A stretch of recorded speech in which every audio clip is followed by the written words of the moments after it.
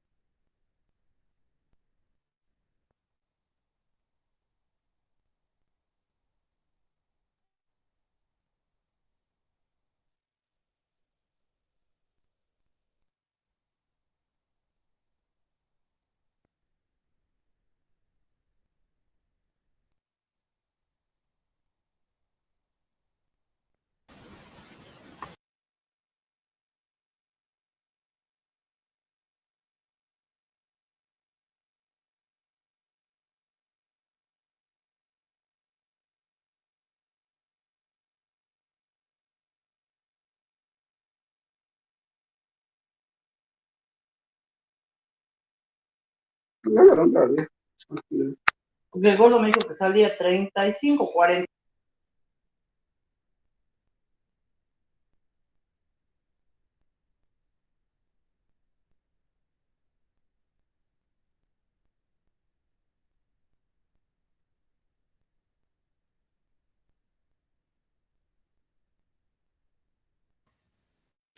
Bueno, ¿qué tal? Buenas tardes. Mi nombre es Marcelo Russo.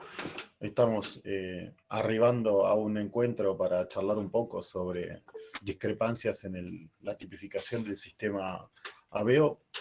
Espero que estén ahí. No sé si se va a escuchar correctamente. Háganme alguna señal de humo si ustedes ven que se escucha lo que estoy diciendo.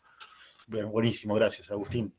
Eh, Vamos a tratar de que intentaremos, la propuesta que me condujo hasta aquí tiene que ver con el centro de estudiantes de la universidad. Entonces la propuesta era trabajar un poco con más tiempo algún aspecto como las discrepancias ABO, también discrepancias RH, sé que es un tema que deberíamos trabajar, pero bueno, vamos a ver si llegamos a ese tipo de cuestiones. Ahora vamos a ver qué podemos resolver.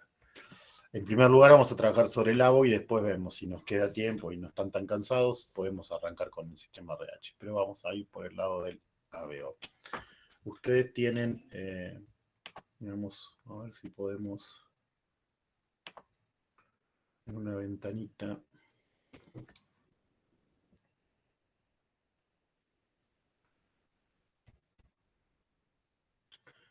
Vamos a ver.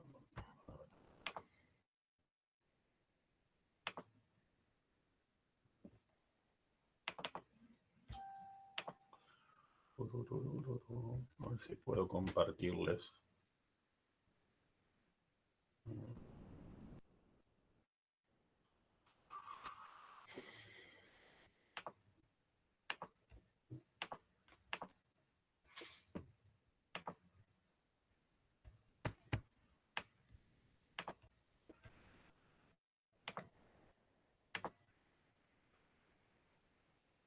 Díganme si ahí están ustedes encontrándose con la pantalla de la presentación. Eh, Apelo al mismo muchacho que me hizo así hoy porque no veo demasiado. Ustedes están viendo ahí ya la pantalla del PowerPoint y esto o no. A ver.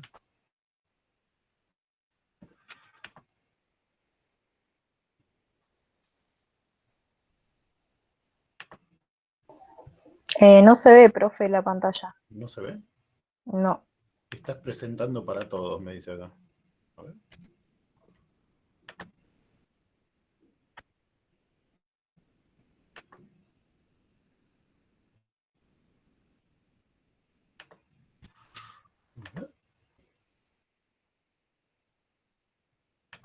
una ventana. Ahí. ¿Ahí lo están viendo o no? No, todavía no, ¿eh? ¿Sí? Ahora sí. Sí, ahora sí. Porque me dice como que sí, pero ahí tendrían que verla completamente, ¿verdad? Bueno. ¿La ven Sí, ahora allí? sí. Sí. Bueno, Sí. perfecto. Bueno, vamos a empezar entonces a trabajar. ¿Quién hablaba recién? Que no, así sé tu nombre y te agradezco. ¿Quién era tu nombre? ¿Cuál era tu Verónica. nombre? Verónica. Verónica. Verónica. Gracias, Verónica. Gracias, Verónica. De nada. Entonces, vamos a empezar a hablar un poco sobre la complejidad. La complejidad del sistema ABO en las pruebas de tipificación tiene distintas dimensiones para poder analizar, digamos. Por un lado, hay una complejidad no tan importante en cuanto a los productos químicos que se expresan, dadas las herencias de algunas enzimas que hacen, digamos, un proceso de asociación de azúcares en el lado exofacial de la membrana eritrocitaria. Ese no sería, digamos, por ahí el tema central, porque hay otros sistemas antigénicos eritrocitarios que tienen mayor nivel de complejidad, dado que las proteínas, digamos, traducen muchísimo polimorfismo que no aparece tanto en el sistema ABO. Sin embargo, desde el punto de vista bioquímico, va a valer la pena resaltar las posibilidades de las variaciones alélicas dependientes de algunas modificaciones que se suceden en pacientes con felizmente baja frecuencia, pero que cuando se dan, digamos, nos obligan a tener que resolver problemas inmunohematológicos en la mesada antes de producir una prueba pretransfusional para transfundir a un paciente. La mayoría de ustedes está trabajando, digamos, está haciendo esfuerzos académicos para poder comprender las pruebas que se llevan adelante para dar seguridad a la transfusión. En el área inmunohematológica es obviamente el sistema ABO el causante, generalmente por errores, de la mayor cantidad de fallas del sistema de seguridad y que ocasionan los trastornos más graves para los pacientes. Por lo tanto, por eso este sistema tiene la mayor parte de la mirada nuestra como profesores también de la carrera, digamos, ¿no? En este sentido. Porque si bien en la Argentina hay poco registro que nos exponga la existencia de problemas graves en cuanto a la asignación del grupo o accidentes transfusionales producto de esto, digamos, nosotros sabemos que esto siempre tiene que ser atendido de manera prospectiva porque justamente un error en el ABO puede provocar la muerte de un paciente. Entonces, digamos, siempre estamos trabajando con baja frecuencia felizmente, pero con un gran nivel de alerta. Estos niveles de alerta, como les decía al principio, no están tan condicionados por la estructura compleja que podría dar lugar la expresión de los antígenos del sistema, sino más bien porque la diferenciación en cuanto a la notación práctica, al asignarle el grupo a un paciente, tiene una modificación, digamos, mínima, que es de una letra a otra, de A a B, de B a 0 o a B a O, bueno. La cuestión es que este tipo de diferencias es tan minúscula que muchas veces puede haber un error de transcripción a una planilla. Y quizás sea la primera o el primer motivo por el cual ocurren accidentes, es en la mala asignación del grupo sanguíneo en cuanto a cuando se copia el resultado a una planilla, ¿no? Y después se hace pruebas, digamos, sobre un valor equivocado. Valores que son, como les decía al principio, muy poquitos y que simplemente se diferencian por una letra. Así que estamos pudiéndonos poner en esta situación casi, digamos, de emergencia, ¿no? En lugar de ponerle A, le ponemos B y ahí puede correr riesgo de vida el sujeto. El segundo punto que también me interesa que debatamos de alguna manera es cómo se llevan adelante las técnicas, cuáles son las fortalezas y las debilidades de algunas metodologías y también arribar de alguna manera a la resolución de algunas problemáticas que pueden presentarse, como antes decía, con menor incidencia de lo que se presenta, digamos, otro tipo de problemáticas inmunohematológicas. Realmente la aparición de fenómenos, digamos, de alelos raros del sistema ABO no es muy frecuente. Hay que estar preparados simplemente para detectarlo, pero hay que poner el foco fundamentalmente en agrupar bien a los pacientes cuando están bajo una condición regular en su expresión de alelos normales. Por otro lado, vamos a hablar un poquito, tal vez, y uno de los temas que también tiene centrado allí es la experiencia práctica. En este sentido, bueno, ya sabemos por todos los momentos que estamos atravesando ahora, pero básicamente yo creo que la experiencia, el toquetear, digamos, los recursos, el poder ver las pruebas de aglutinación, demostrar la existencia de un campo mixto en una población de un paciente transfundido o simularla, observar ese tipo de cuestiones, pruebas débiles, hemólisis, etcétera, mejoran sustancialmente la capacidad que tenemos para resolver discrepancias. Las discrepancias y los trastornos inmunomatológicos que dan lugar dentro del sistema ABO tienen que poder ser caracterizados por las pruebas serológicas y por las pruebas directas de aglutinación, y en todos los casos se va a necesitar experiencia en el campo para poder analizarlo. Más allá de que existan tablas que hoy algunos de los cursantes puedan estar analizando desde el punto de vista teórico, digamos, en el campo práctico, esa reacción, 3 cruces, 2 cruces strong, campo mixto, hemólisis, débil, esas reacciones hay que verlas antes de poder llevar adelante una práctica transfusional, hay que conocerlas muy bien. Y por supuesto, cuanto más experiencia se gana en ese terreno, mejor competencias como profesional se tienen después. Y finalmente hablar un poco sobre los trastornos inmunohematológicos, digamos, aspectos clínicos que pueden dar lugar a situaciones anormales en la expresión de los antígenos dentro del sistema, que pueden llevarnos a ciertas sorpresas.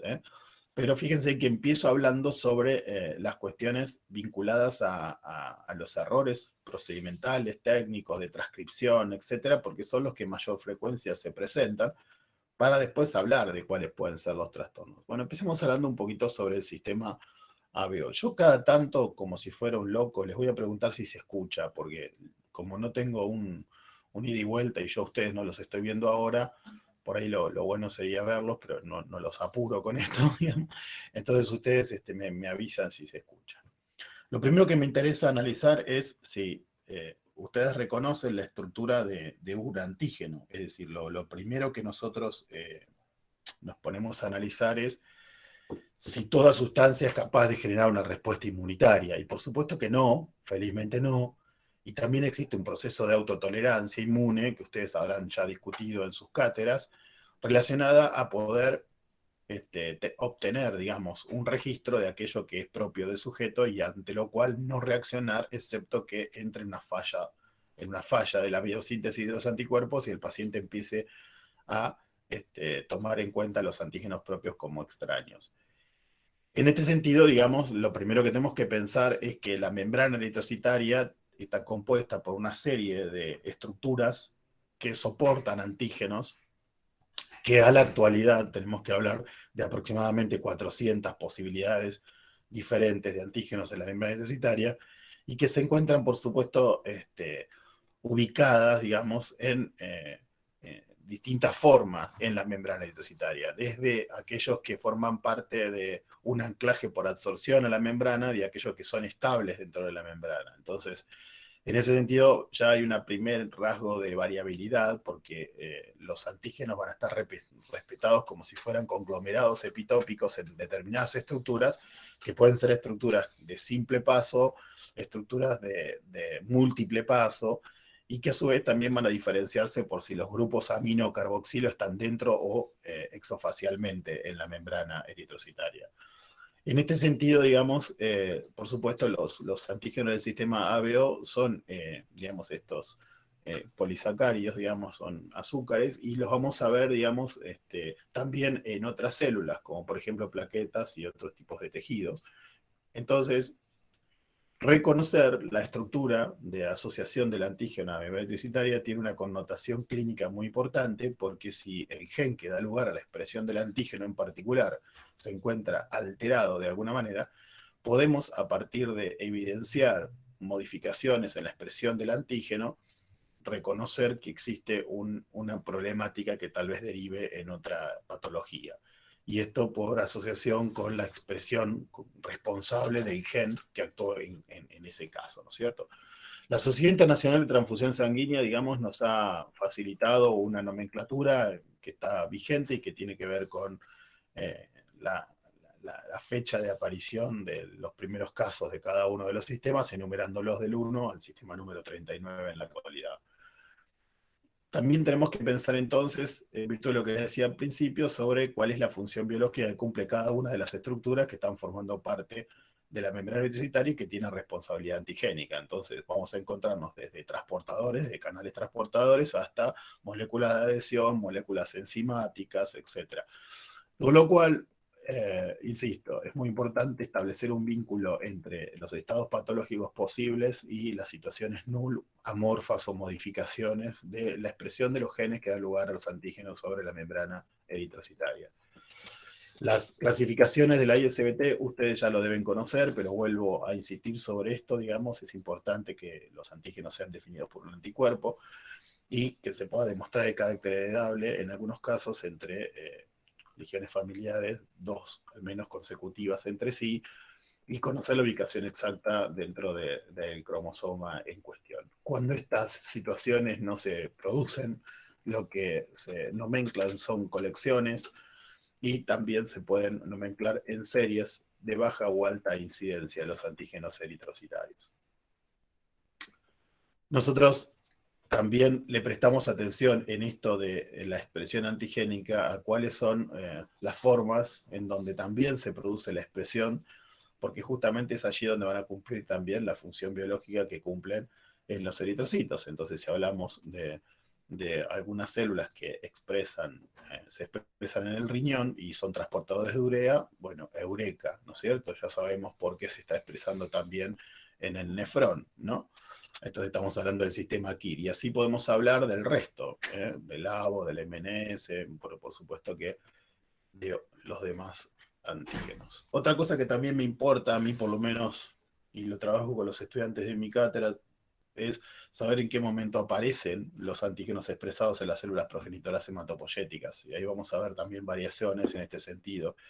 Y algunas dimensiones respecto de si se presentan exactamente igual, con el mismo número de copias, ya sean en células adultas o en células de adultos mayores o en recién nacidos. Y ahí van a tener también ustedes una variabilidad. Otro aspecto que también tiene que ver con los antígenos de grupos sanguíneos, y que lo estoy colocando aquí como una introducción genérica hacia todos los sistemas, es cómo se comportan con el tratamiento enzimático, con las enzimas proteolíticas. En tanto puede llegar a tener, digamos, una declinación en la expresión del antígeno, o puede dar lugar el fortalecimiento, digamos, de la expresión, o puede que no le pase absolutamente nada, pero en cuyo caso uno puede construir un panel, digamos, en donde las enzimas proteolíticas van jugando este rol para poder poner en evidencia los diferentes idiotipos de anticuerpos que podamos estar investigando. Ejemplos de algunas anormalidades que yo les estaba contando recién pueden ser malformaciones o pueden ser trastornos hematológicos a causa de situaciones nulas o situaciones, digamos, inactivas de algunos genes que dan lugar a los eritrocitos.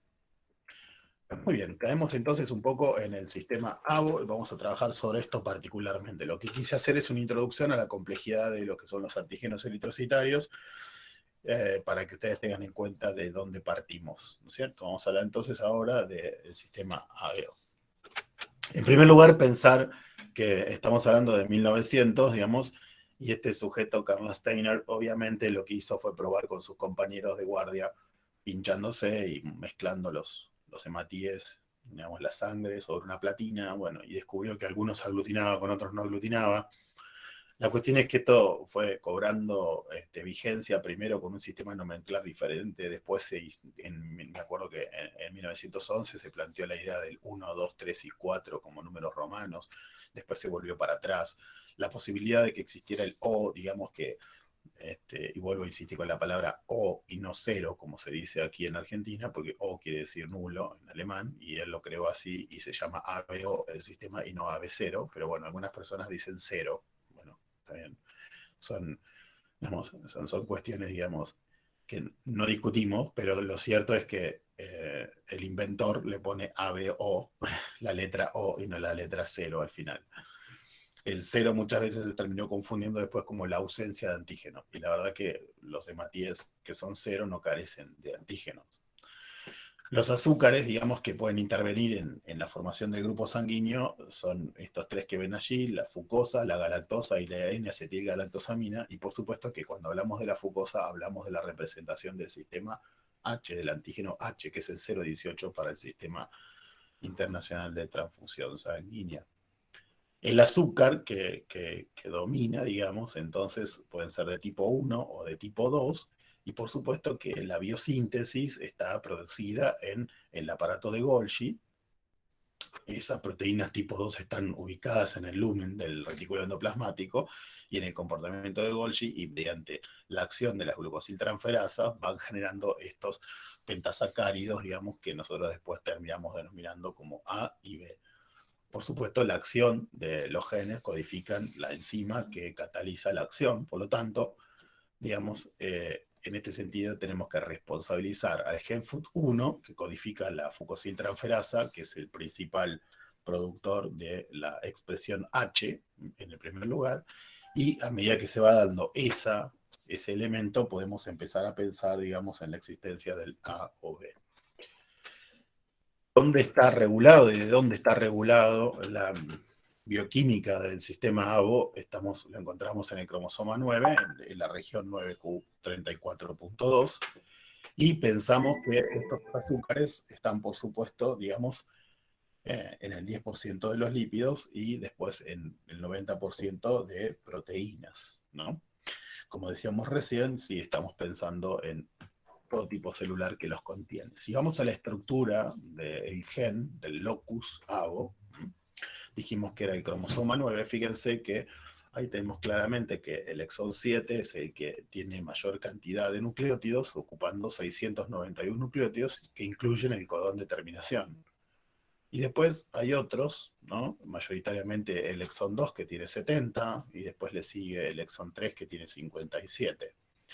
Esto genera una transcripción de 1062 pares de bases que traducen una proteína que hoy tiene, ya sabemos, 354 aminoácidos y que pesa 41 kilodalton, ¿no?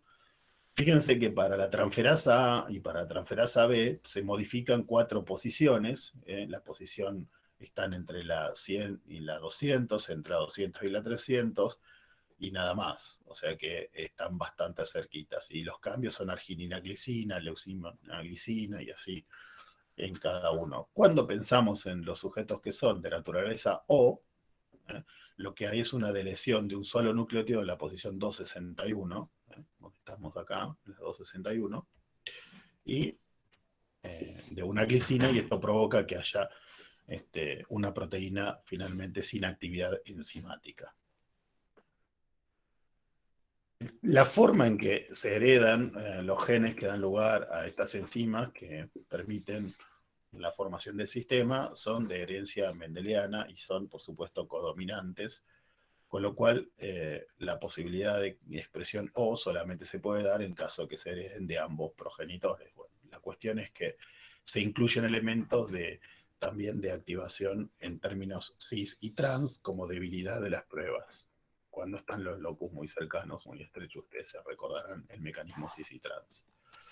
Entonces, en las moléculas que nosotros encontramos de azúcares aparece la fucosa, digamos, para poder marcar que un sujeto es O de manera normal, y podría ser la N-acetilgalactosamina, que da lugar al grupo sanguíneo A, o la galactosa en el caso del grupo sanguíneo B.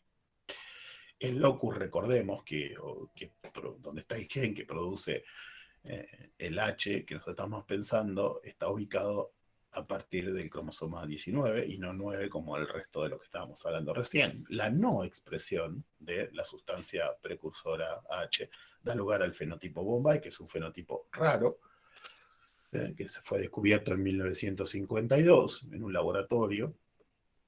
Y lo más interesante es que estos sujetos entonces, como recién dijimos, no expresan el antígeno H y por lo tanto, digamos, el problema son las transfusiones, ¿no? Es un sujeto que hace anti-H, con lo cual, digamos, no se le puede transfundir hematíes O.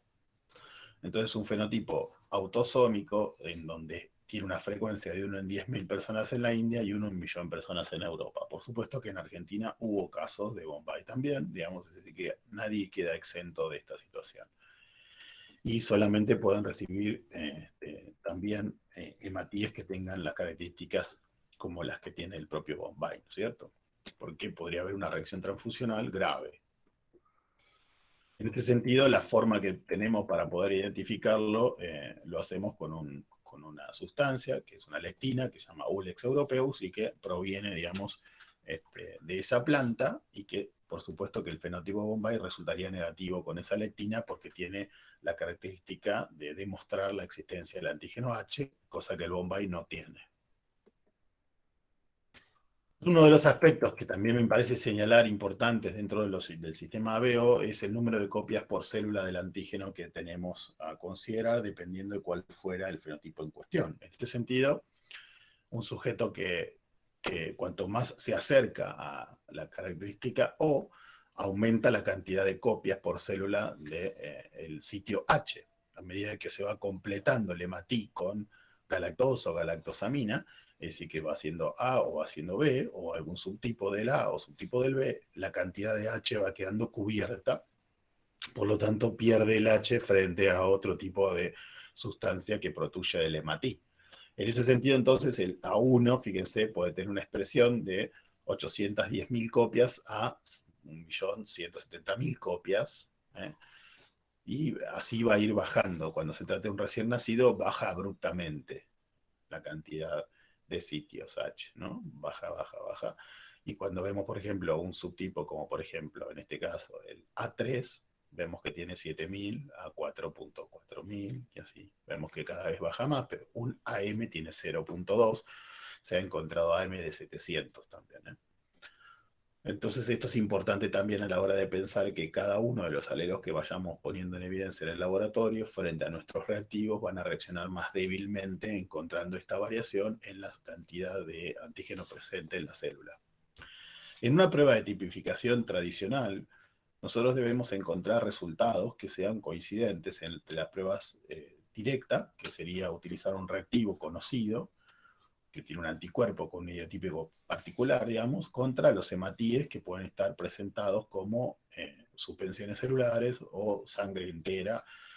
Las técnicas varían desde técnicas en portaobjeto, lámina, llamadas también en técnicas de vidrio, ¿no es cierto?, hasta técnicas en tubo, técnicas en gel, técnicas en microplacas en fase sólida, con fase líquida, técnicas por imantación, técnicas por centrifugación, técnicas en geles de policreamida en capas, técnicas por el uso de microondas. Es decir, existen diferentes técnicas, ¿no es cierto?, para poder poner en evidencia la interacción antígeno-anticuerpo en el sistema ABO y en otros antígenos también poder ser tipificados.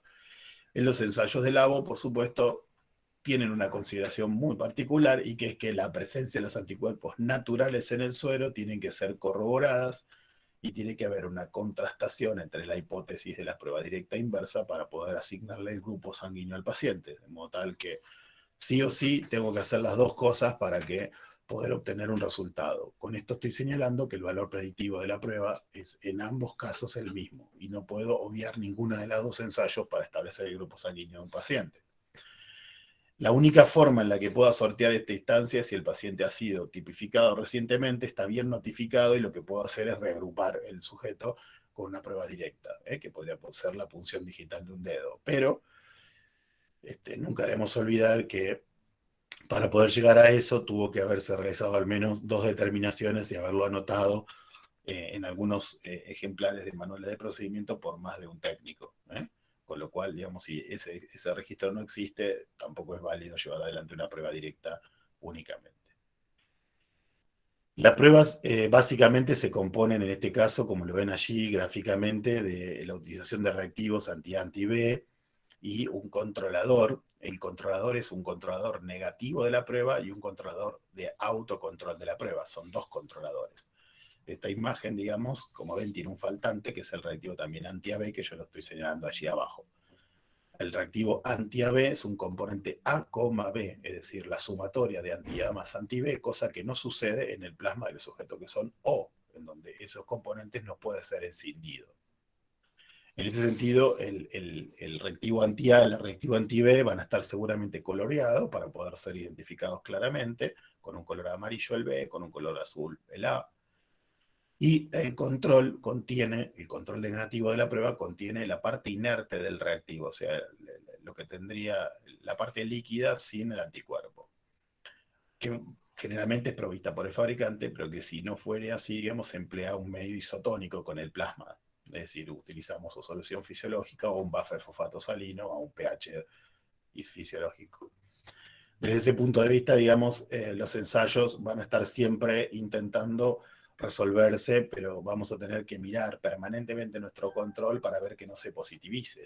Si el control autólogo o el control negativo se positivizara, tendríamos que automáticamente no podemos asignarle el grupo sanguíneo hasta no resolver esa discrepancia en particular.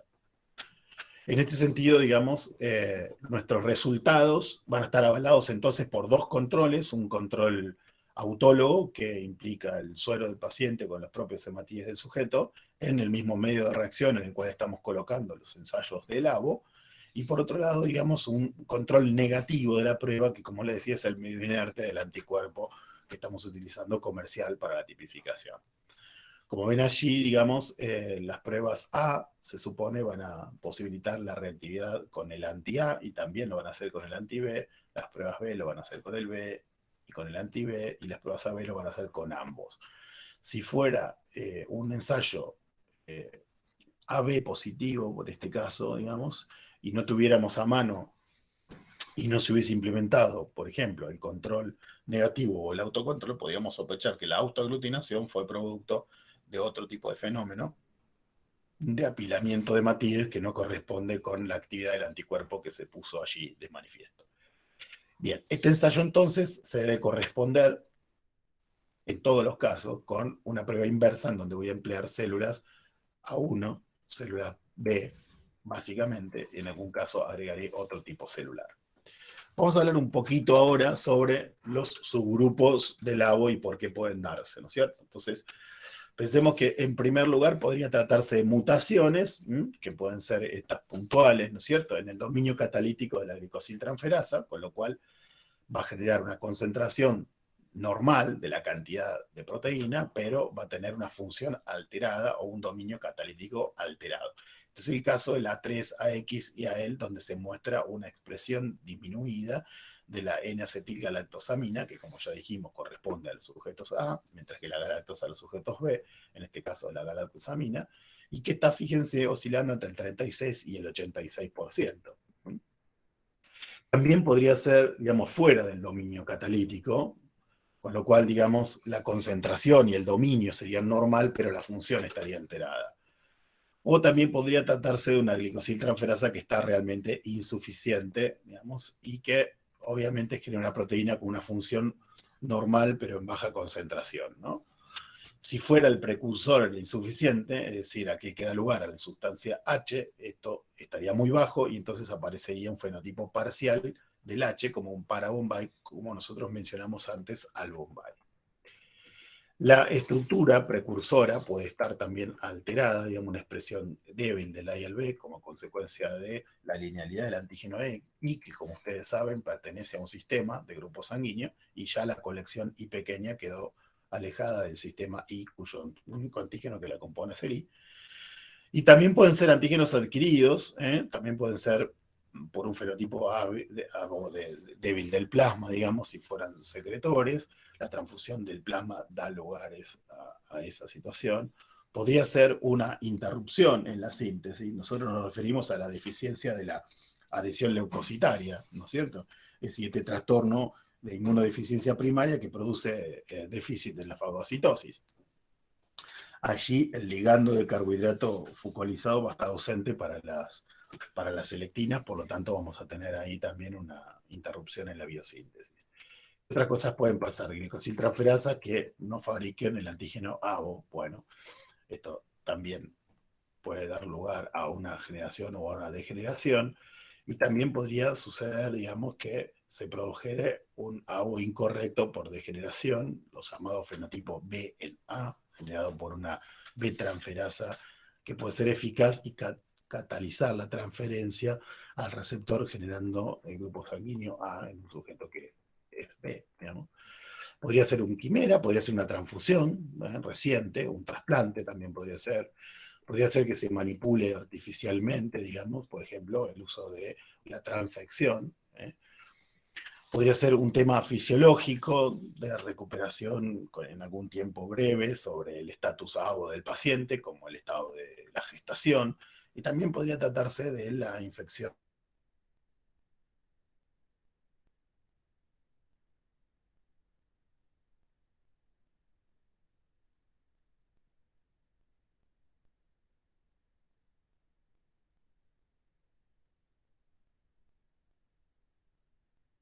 Y, por supuesto, en este caso se limita a sujetos que son A1 con trastornos gastrointestinales, digamos, cáncer de colon, etc. Muy bien. ¿Están ahí todos presentes? No los veo si están. A ver cómo viene la mano. Quedó ahí, bien acá. Sí, profe. Sí, profesor. Me alegra porque no los escucho nada, entonces no sé si están ahí. Sí, estamos. Bueno, me alegra. Vamos a volver entonces a la temática. A ver.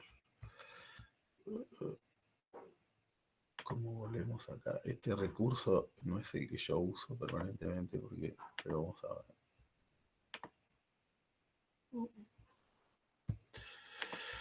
¿Alguna pregunta? ¿Algo para hacerme en este momento? Vamos a ver, no estamos acá.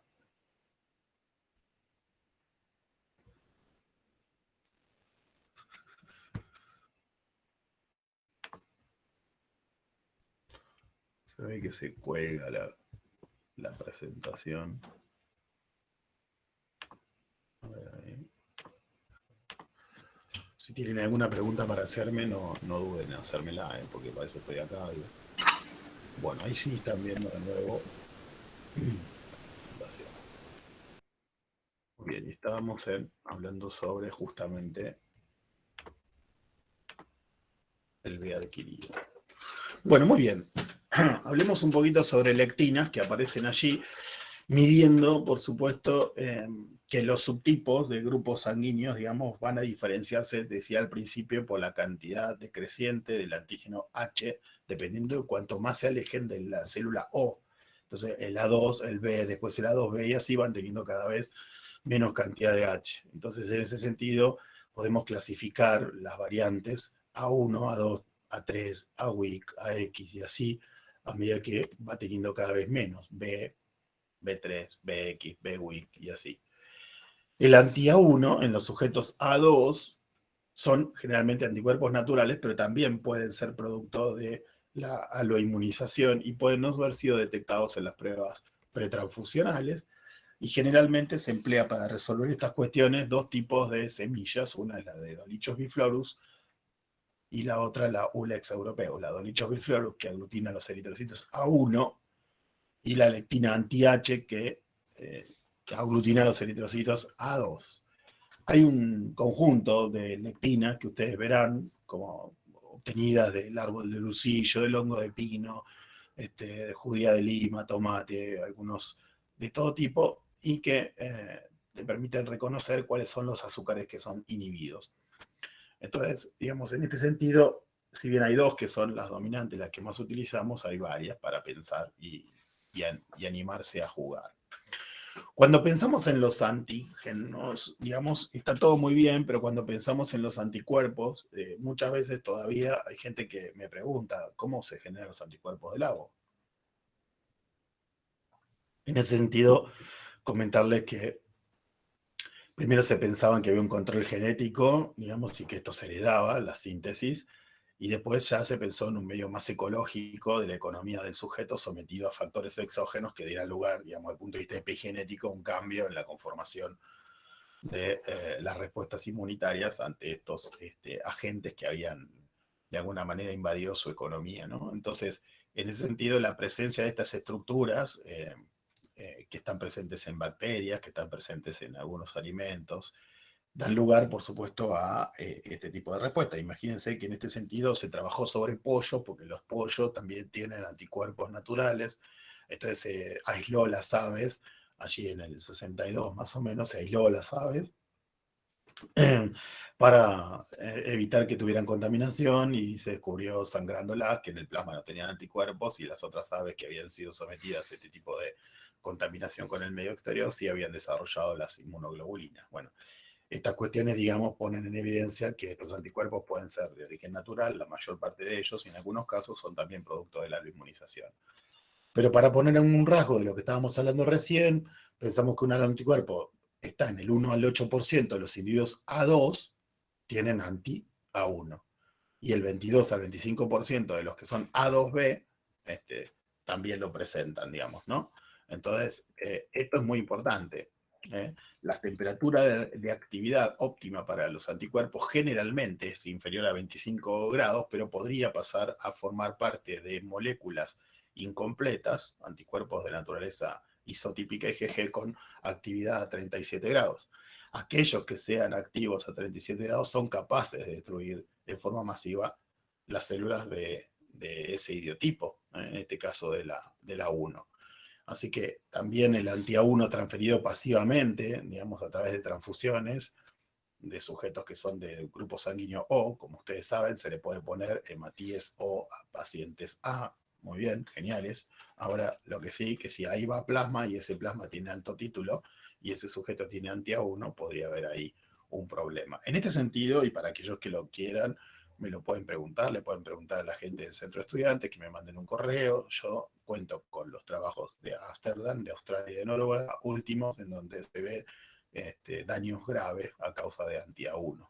De hecho, ahora, para no decirles ahora, pues si no se armaría, estaríamos hasta las 10 de la noche.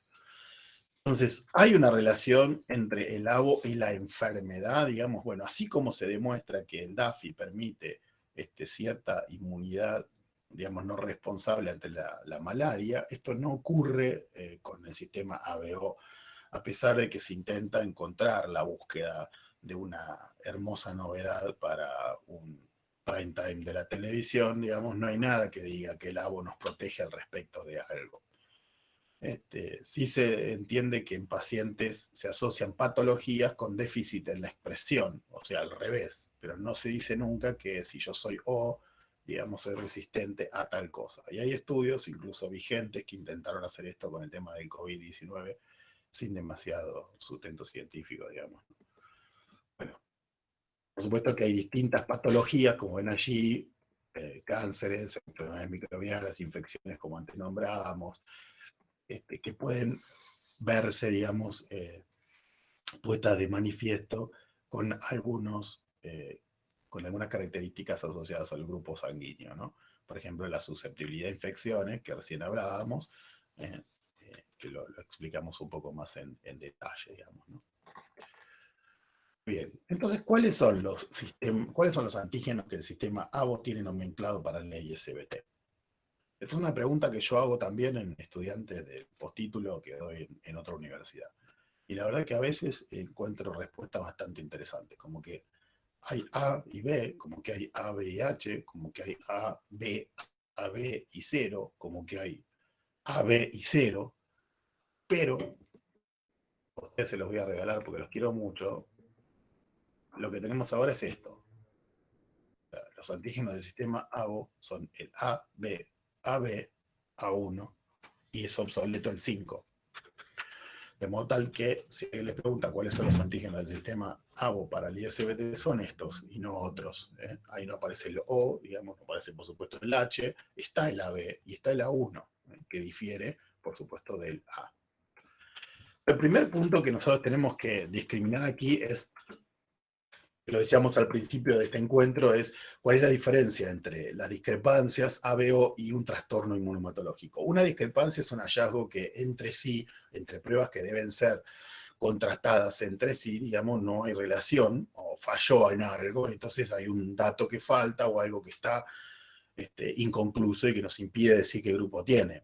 Ahora, otra cosa es que el sujeto tenga un trastorno inmunohematológico que da lugar, como un mieloma múltiple, como una sepsis que recién decíamos, que da lugar a una modificación estructural de los antígenos expresados o la no expresión del antígeno, con lo cual ahí estamos hablando de otra cosa. Entonces, por un lado están las discrepancias, que es lo que nosotros observamos sobre la mesada, y que puede tener lugar por una falla técnica, pues una falla del reactivo, una falla del operador, una falla de diferentes índoles, y otra cosa es un trastorno inmunohematológico que trae a consecuencia variaciones en los resultados esperados en las pruebas que llevamos adelante.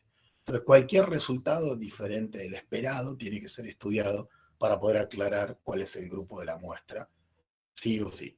En este sentido, siempre va a ser importante repetir la prueba es muy importante. Lavar con solución salina los eritrocitos, problema, esto es fundamental. Pero ojo cómo vamos a lavar, porque en algunas escuelas bastante tradicionales, diría yo, obsoletas, acartonadas, antiguas y equivocadas, se habla de que hay que dejar el sobrenadante límpido. Y esto es un error categórico. El sobrenadante es un elemento que sobrenada, no es límpido el sobrenadante. Por lo tanto, un lavado de concentración de Matías nunca puede ser una centrifugación excesiva, dejando el sobrenadante transparente, porque eso sería apilar toda la mugre en el fondo del tubo. Lo que yo tengo que tratar de hacer es mantener en ese sobrenadante todavía un color que me haga pensar que hay celularidades allí. Recuerden que para qué estoy haciendo los lavados, para eliminar plaquetas, capas leucoplaquetarias, un montón de macromoléculas que están ahí, detritos, fragmentos citoplasmáticos que van a intervenir en los resultados. Entonces, los tubos, cuanto los tubos sean de un tamaño que me permita mantener el contacto de toda la solución fisiológica a lo largo de toda la columna de Matías, varias veces, bueno, ese va a ser el mejor tubo y la centrifugación va a ser aquella que me permita mantener un sobrenadante por lo menos hasta el segundo descarte y que pueda estar descartando algo. Y nunca pensar que, a diferencia de una prueba de lectura, en donde es muy importante el centrifugado porque la sobrecentrifugación daría un falso resultado, en este caso la sobrecentrifugación también tiene un impacto negativo en la técnica. Muchas veces van ustedes a notar que en el campo práctico algunos colegas prestan atención a la lectura, sabiendo que puede ser un resultado equivocado, pero cuando van a lavar lo dejan centrifugando porque dicen, total, el sobrenadante debe estar límpido. Esto se lo digo, se los remarco para que sepan que es un error muy tradicional. Entonces, en primer lugar, repetir esto. Por supuesto, qué tipo de solución salina vamos a emplear, ¿no? O sea, no puede estar contaminada, tiene que ser una solución salina que sea lo más parecido, digamos, al plasma, ¿verdad? Desde el punto de vista isotónico. Incubar los tubos a temperatura ambiente si la discrepancia no se resuelve, es decir, que si yo prolongo los tiempos de incubación de contacto entre el suelo y los hematíes a temperaturas bajas, voy a lograr una mayor asociación de anticuerpo por tiempo. Tratar los hematíes con enzimas podría ser uno de los elementos, la bromelina es una de ellas, y realizar procesos de adsorción. La adsorción en frío, la elusión por calor, obviamente. Estas son formas, cuando yo eluyo anticuerpos que están fijados a los glóbulos rojos tras una adsorción y los pongo en un tubo, o sea, primero absorbo los anticuerpos a la membrana del glóbulo rojo y después eluyo. Eso que eluí lo pongo en un tubo. Vuelvo a absorber. Eso que eluí lo pongo en un tubo. Al final ahora voy a tener mayor concentración de anticuerpos por mililitro en el tubo de elusión, en lo cual aumenta la cantidad de anticuerpos. Supóngase que estuviera queriendo ponderar un ensayo débil en la prueba inversa. Si los eritrocitos tienen un crédito positivo fuerte, por supuesto que también puede como traer a consecuencia pruebas equivocadas en el agua. Generalmente esto sucede, por supuesto, a propósito de anticuerpos crioaglutinantes, ¿no es cierto? Porque ese es el lugar en donde se llevan a cabo estas pruebas. Por lo tanto, lavar con solución salina caliente o tratar con difosfato de cloroquina, digamos, o con algún otro reactivo tiol que inactive la unión J de la molécula del isotipo IgM es lo que se aconseja. Muy bien. Decíamos que la transfusión incompatible puede ocurrir, fíjense, 1 en 38.000 transfusiones de concentrado eritrocitario con muerte de 10 a 1 por 1 en millones, ¿no? Pero bueno, puede aparecer reacciones hemolíticas agudas con mayor frecuencia. Igual nadie de nosotros va a querer tener una, nadie quiere tener uno de estos episodios, por eso es tan importante el agrupamiento. Hago. Entonces, en primer lugar, una discrepancia es cuando los resultados de la prueba directa no coinciden con los de la prueba sérica. Por lo tanto, hay discrepancia cuando hago ambas técnicas. Si hago solamente una técnica, la discrepancia no va a aparecer. Y estos resultados se tienen que documentar y se tienen que resolver hasta tanto se pueda poder poner en grupo al paciente. Dentro de las prácticas útiles que podemos desarrollar, la principal es pensar, eso parece bastante chiste, pero es así, es detenerse a pensar, digamos, ¿no? Repetir la prueba y chequear los errores. Primero administrativos, esto es fundamental, y los técnicos. Siempre que tengamos reacciones débiles, tenemos que tener ahí la mirada puesta, porque los reactivos que se usan para las pruebas directas suelen reaccionar con el mayor nivel de cruces posibles, o sea, 4 cruces.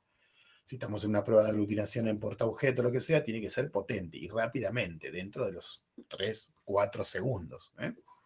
Consultamos los resultados de las células del panel detector, en caso de que tengamos que hacerlo, es otra mirada, y verificamos la edad del paciente, si tiene algún diagnóstico que pueda comprometerlo, y miramos el historial de transfusiones de ese paciente. Es importante, digamos, que cuáles pueden ser los errores técnicos que son bastante habituales. Primero, no detectar la hemólisis. La hemólisis es el brillo. Yo miro el tubo y el tubo está absolutamente, digamos, brilloso. Cuando lo giro el tubo, como si se tornasol, no sé si es así el término, pero bueno, se ve como que la luz pega distinto y entonces aparecen brillos violetáceos que no son comunes de ver en unas células que están bien, digamos, enteras en un tubo. Pero un ensayo de hemólisis es la peor situación, o sea, podría tratarse de un anticuerpo que hemolizó los glóbulos rojos. Y algunas personas, por error, digamos, o por falta de expertise, puede considerar un ensayo negativo por la falta de aglutinación. Pero la no aglutinación no implica la no positividad. Por otro lado, digamos, no detectar reacciones débiles, digamos, en este sentido, también tienen que tener el ojo muy avisado, por eso insisto de las pruebas de laboratorio que nos ponen a revisar estas cuestiones. Por ejemplo, sensibilizar células con poca cantidad de anticuerpos para ver reacciones de una cruz, reacciones wiki, qué sé yo, es importante, digamos, cuando vamos llevando adelante el aprendizaje. Esto es importante. Por otro lado, digamos, si yo utilizo un exceso de células en la suspensión, podrá dar resultado falso negativo, porque no alcance la cantidad de anticuerpos, digamos, para reaccionar con esa masa eritrocitaria. Tenemos que pensar ahí en esa zona de equilibrio que seguramente habrán hablado ya en sus cátedras, que puede ofrecer presona o posona, digamos, cuando la cantidad de anticuerpos no corresponde a la cantidad de antígeno. El calentamiento de la prueba podría darte un falso resultado negativo si tenemos en cuenta que los anticuerpos reaccionan mejor a temperatura por debajo de los 25 grados. Si hay una subcentrifugación, podría ser resultado negativo o falso en la prueba en tubo, o podría ser un resultado positivo o falso en la prueba en gel. Y lo contrario ocurriría con la sobrecentrifugación, donde daría un falso positivo en el caso de la técnica en tubo y un falso negativo en el caso de la técnica en gel. Podría agregarle un reactivo equivocado o no agregarle el suero del paciente a la prueba inversa, o simplemente podría confundir las muestras. Esto que están viendo ahí, que es un decálogo de los errores técnicos, es sobre lo que hay que trabajar prospectivamente en la sala de ejercicios prácticos de inmunomatología para poder llegar con seguridad a poder resolver problemáticas de esta naturaleza. Básicamente, entonces, las pruebas ABO, directa e inversa tienen, por supuesto, posibilidades de dar ciertos resultados. Si comenzamos con la prueba directa, que ya dijimos, agregamos un reactivo a las células, esas células tienen que estar bien dispuestas, lavadas como corresponde, entonces vamos a emplear una cantidad determinada de reactivo para poder producir la aglutinación. Si la prueba resulta débil o nula, entonces podría pensar en un subgrupo del ABO o también en alguna patología que debilitó la cantidad de antígeno presente. Si la prueba resulta en campo mixto, podría pensar que el paciente ha recibido una transfusión o que está haciendo un engraftment de un trasplante de médula ósea. O podría tener algunos elementos que también me hacen pensar, como por ejemplo un BED-CRID, un fenotipo BA, fenómeno de Rouleau, que es el apilamiento por una modificación en las cargas eléctricas de la membrana de los eritrocitos. Estas situaciones, digamos, de prestar atención en la prueba directa, tienen su correlato también en la prueba inversa. En la prueba inversa podría pensar que si esta es nula o débil, bueno, hay que ver la edad del sujeto, si está inmunocomprometido, o sea, por qué no generó anticuerpos naturales del ABO. Y también podría pensar en otras situaciones extra a esas, como por ejemplo la presencia de autoanticuerpos fríos, aloanticuerpos fríos, también el fenómeno de Rouleau, y la presencia de anticuerpos como por ejemplo anti-A1. Vamos a discutir un par de casos para después ir viendo cómo ustedes se van sintiendo, lo van entendiendo o no. Sería lo ideal que esto fuera una comunicación. Los resultados, en este caso, fíjense, tenemos con un reactivo anti-A 2 cruces, con un reactivo anti-B 4 cruces, dio 4 cruces con anti-D, aunque no es un tema que hoy nos esté importando en esta charla, con las células comerciales A1 o células reactivo A1 dio una cruz y con las células B dio O. Dio 0. Perdón, no. Entonces, ¿qué? Los dejo pensar un segundo, aunque sea, aunque no me hablen.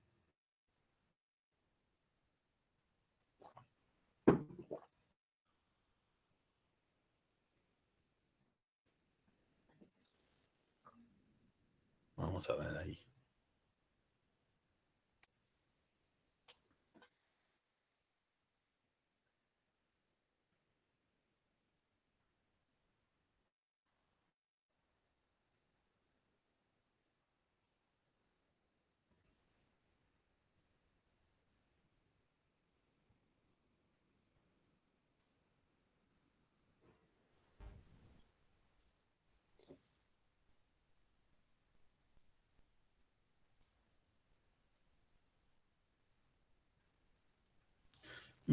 Muy bien. Muy bien.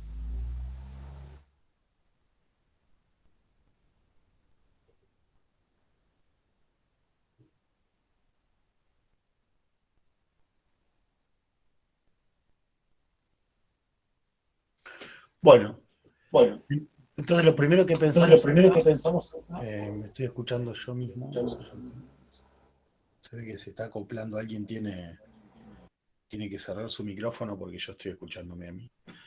Entonces lo primero que observamos acá es básicamente que hay una discrepancia o un resultado inesperado porque más allá de la debilidad de la prueba con anti-A y que con anti-B también dio reactivo, si esto fuera así, digamos, las células A1, si fuera positivo con anti-A y con anti-B, lo que sugeriría que es un sujeto AB, no debería reaccionar las células A1, pero evidentemente sí lo hicieron.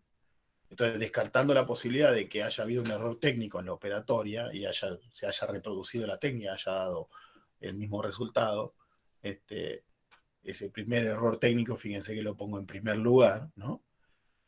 Lo primero es eso, podría ser que no se agregó plasma en la célula B, o que en este caso se agregó un plasma de otro paciente en la célula A1, que se invirtieron las células, que se contaminó el reactivo, bueno, un montón de cosas podrían pasar. Pero básicamente lo que tengo que pensar es que acá tengo una reactividad adicional en el lado del plasma, porque tengo un resultado inesperado desde ese lugar, digamos, ¿no? Entonces, ese primer resultado, ¿qué me hace suponer, digamos? En primer lugar, digamos que se trata de, evidentemente, alguna hipótesis de la que nosotros estamos recogiendo. ¿Y qué tipo de hipótesis podría ser? Lo primero que tengo que pensar es eliminar uno de los resultados dudosos. El primero es que existiera un anticuerpo que reaccionó contra las células A1 diferente del ABO. Entonces, que las células 1 en este caso tuvieran un antígeno para el cual el paciente tiene un anticuerpo que en el rango térmico del que estamos hablando interactuó. Entonces, lo primero que tengo que hacer es preguntarme, ¿se hizo un escrutinio de anticuerpos irregulares? O sea, ¿se buscaron anticuerpos que estén activos por debajo de los 25 grados, capaces de reaccionar en ese medio? Bueno, en este caso la prueba resultó negativa.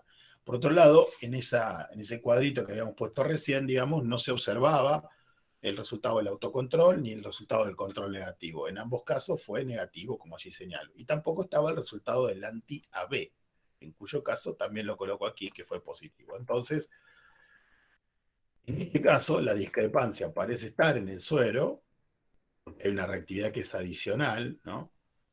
Y tenemos que comprobar si el paciente no fue transfundido o si pertenece a un subgrupo del A, con lo cual podría haber generado, digamos, o del AB, con lo cual podría haber generado una reactividad natural anti-A1.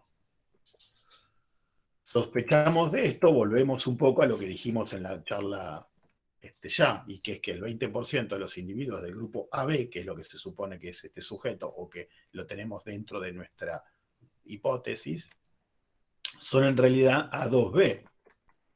El 25% de esos que son A2B pueden producir un anticuerpo anti-A. Entonces, voy a analizar los glóbulos rojos del paciente con la lectina A1, porque el A2B no va a aglutinar con la lectina A1. Analizamos con células A2 la prueba sérica para ver si el sujeto las aglutina. El sujeto que es A2B no va a aglutinar las células A2. Y analizamos el plasma entonces de ese paciente con 3 lotes de células A1 y A2 para confirmar que estuviera el anticuerpo anti-A1. Muy bien. Al hacer esto, digamos, lo que nosotros encontramos cuando involucramos las células A2 es que dio negativa. Es decir, entonces, que dada esa situación, confirmamos que es un sujeto de tipo A2B. Es un modelo de cómo podemos pensar algunas discrepancias, partiendo de la idea de cuáles son los resultados esperados para un esquema que tenemos ya mental sobre el tipo de resultados de la directa y la inversa en términos de su contrastación. Pero ¿qué pasa, por ejemplo, en este caso? Tenemos un caso 2 y un caso 3. Y lo que tenemos allí es que en el caso 2 existe la misma situación que en el caso 3. Entonces, nuevamente, lo que va a agregar variables va a ser que nosotros nos preguntemos al respecto de la existencia de anticuerpos, al respecto del autocontrol, al respecto del resultado de la B, al respecto... Es decir que, como ven, todos estos datos agregan para poder entender qué es lo que está sucediendo. Porque en el caso 2 y en el caso 3, así, a prima facie, parece exactamente lo mismo. O sea, como que el resultado es exactamente idéntico. En este caso tenemos una aglutinación con el anti-A y tenemos una aglutinación de las células de inversa, de ambas células de inversa, más potentemente con las células B. Entonces, tenemos que volver a la misma pregunta. Fíjense que yo no digo qué grupo es, lo que digo es qué falta resolver para poder comprender la discrepancia. Entonces, lo primero que dijimos que hay que hacer es la búsqueda de anticuerpos, en este caso irregulares, y resultó negativo en el caso del sujeto 2, pero en el caso del sujeto 3 resultó positivo en la prueba de lectura inmediata. Entonces, el autocontrol, como dio, negativo en ambos casos, el control negativo en ambos casos, y el AB fue positivo en ambos casos. Muy bien. Con eso entonces nos quedamos con el primer punto. Respecto al primer punto, el paciente 2, voy a emplear el reactivo anti-A1 y el reactivo anti-H. Si resulta reactivo con ambos, pienso que tengo que pensar si este sujeto es un tipo A2 con anti-A1 en este caso. Y eso lo voy a hacer absorbiendo a células negativas, digamos, ¿no? O sea, básicamente para chequear la posibilidad de que este sujeto sea de naturaleza A2. Y en el caso del paciente 3, al practicar el panel detector y que me dio positivo, ahora voy a hacer un panel identificador. Un panel identificador que ponga en evidencia anticuerpos que reaccionan por debajo de los 25 grados. Si resulta reactivo, ese anticuerpo, que a mí mucho no me interesaría encontrarme en una prueba pretransfusional, porque por ahí no tuviera implicancia clínica en el deceso de la vida media de las células que voy a transfundir, sí es importante tenerlo en cuenta en este caso porque está interfiriendo en la prueba de detección ABO. Por lo tanto, al excluir la especificidad podría encontrar un resultado. Entonces hay una posibilidad de que sea una 2 y una posibilidad de que sea anti-N, el anticuerpo que está interfiriendo.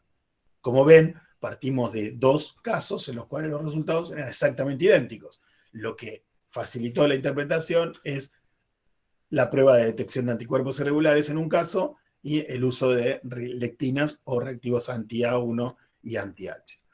Entonces, generalmente entonces decimos que en la prueba sérica, cuando nosotros tenemos una dificultad, lo primero que tenemos que pensar es que si hay poca cantidad de anticuerpo en el paciente, no está logrando aglutinar las células comerciales. Por lo tanto, hago una duplicación del suero respecto de las células.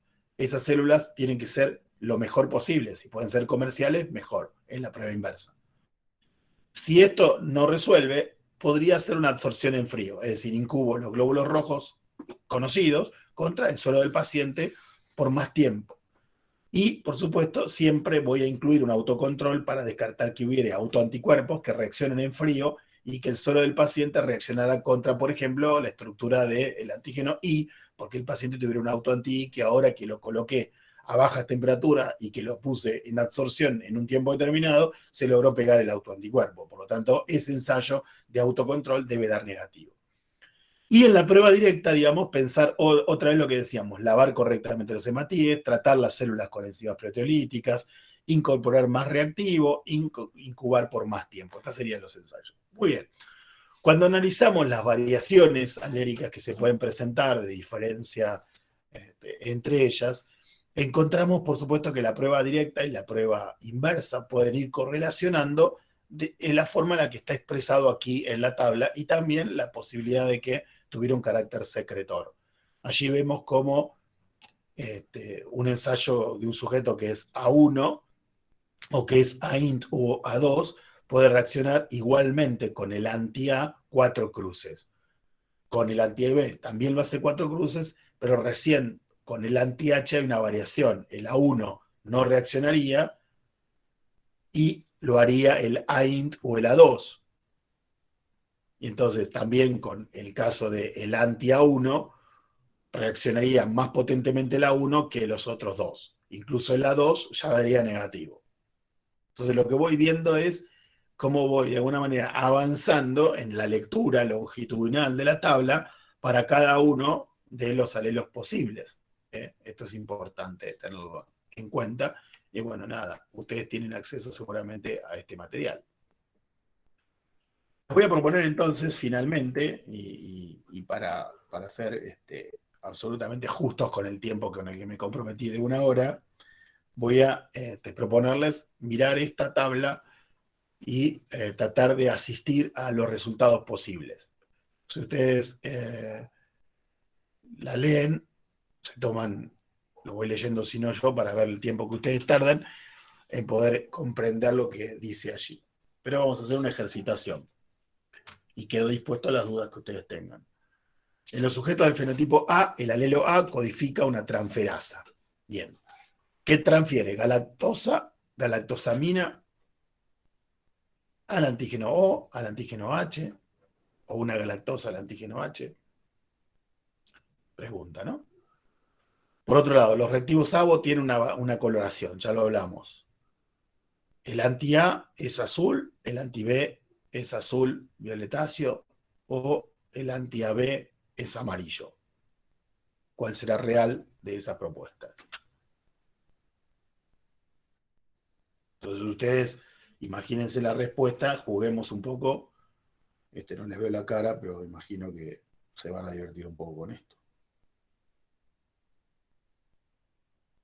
Gracias, Patricia de Paraná, que me escribiste. Me siento más humano cuando alguien me dice, hola, soy fulano. Gracias. Profe, buenas Sí. tardes. Podría ser la primera, podría ser no, que es la N-galactosamina en realidad del A al H, Claro. y el anti-A es azul. Bien, muy bien. Bueno, entonces ahí vemos. Perfecto. Grosa. Muy bien. Vamos Gracias. a pasar a otra pregunta más. Ahí, miren. La lectina judía de Lima, bueno, obviamente, por ahí no se detuvieron a mirar, yo lo puse esto. Todo esto lo puse, pero por las dudas. Pero inhibe. Entonces, o se llama de una manera, ¿no? El nivel antígeno B. Bueno. Después, en un ensayo ABO, cuando en saliva hubiera H, en la saliva hay H, y la prueba directa es negativa frente a anti-suero, anti-A, anti-B, anti-AB y anti-A1. Pero lo es con anti-H. Y hubiera positividad en la prueba inversa frente a células B y A1. Nunca sería reactivo con A2 y con O. ¿Qué tipo de hipótesis de fenotipo tenemos? AX, AL o A3.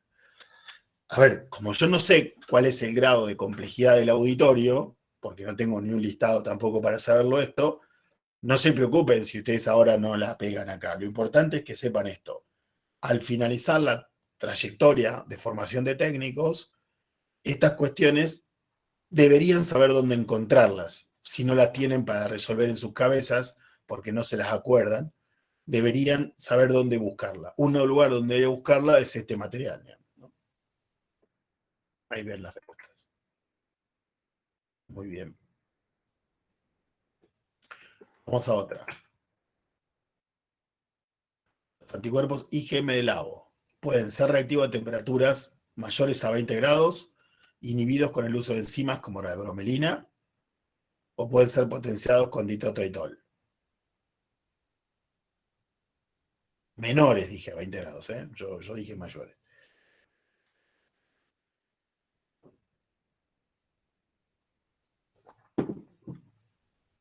Después dice, los anticuerpos del ABO, irregulares o regulares. Es decir, los que aparezcan con frecuencia esperada o sin frecuencia esperada.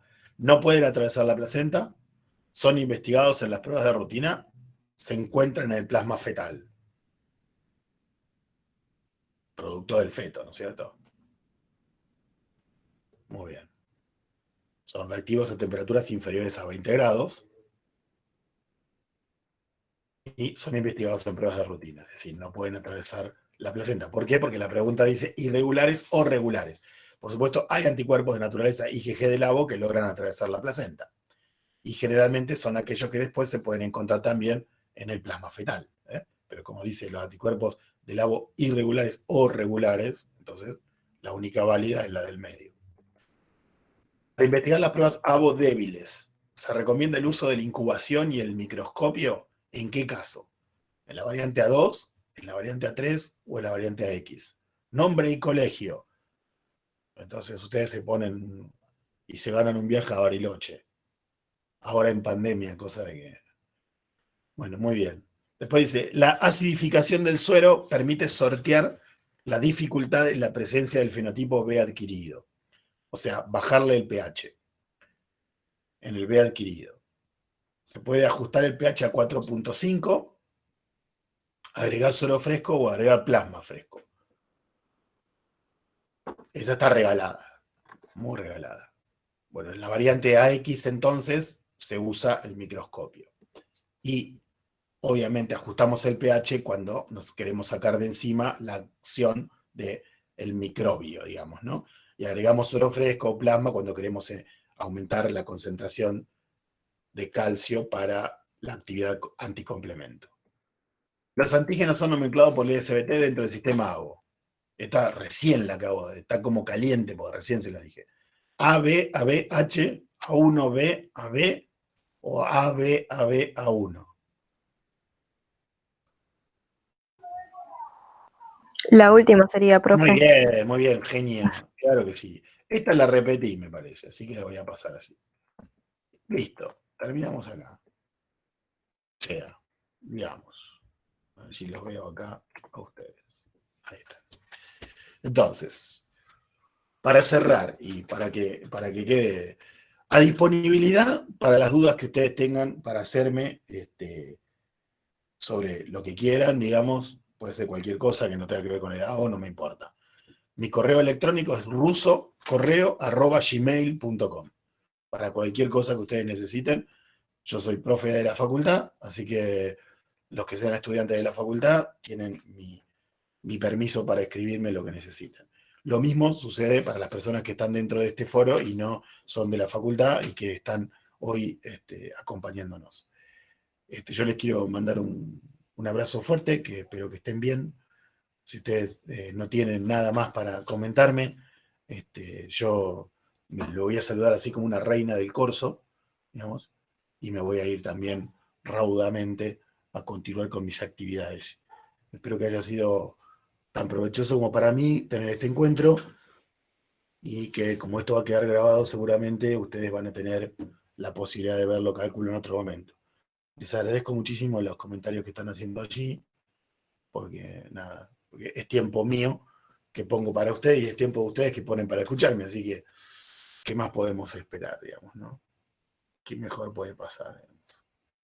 Mi correo electrónico es ruso con doble S, correo, todo junto, @gmail.com. Así que bueno, muchas gracias, che. Mirá, ahora aparecieron, mil gracias, gracias. Ah, bueno, buenísimo. O sea, me gusta porque el silencio era como un silencio, que estaba tocando bien la guitarra el tipo, entonces nos quedábamos callados y no molestábamos. A veces el silencio es ese y a veces el silencio es no me importa nada y no estoy mirando el tema. Así que les agradezco mucho los comentarios. Bueno, muy bien. No quiero irme sin saludarlos, pero bueno, nos estamos despidiendo. Por lo menos yo me estoy saliendo de acá. Les mando besos. Gracias. Cualquier cosa, hay mail.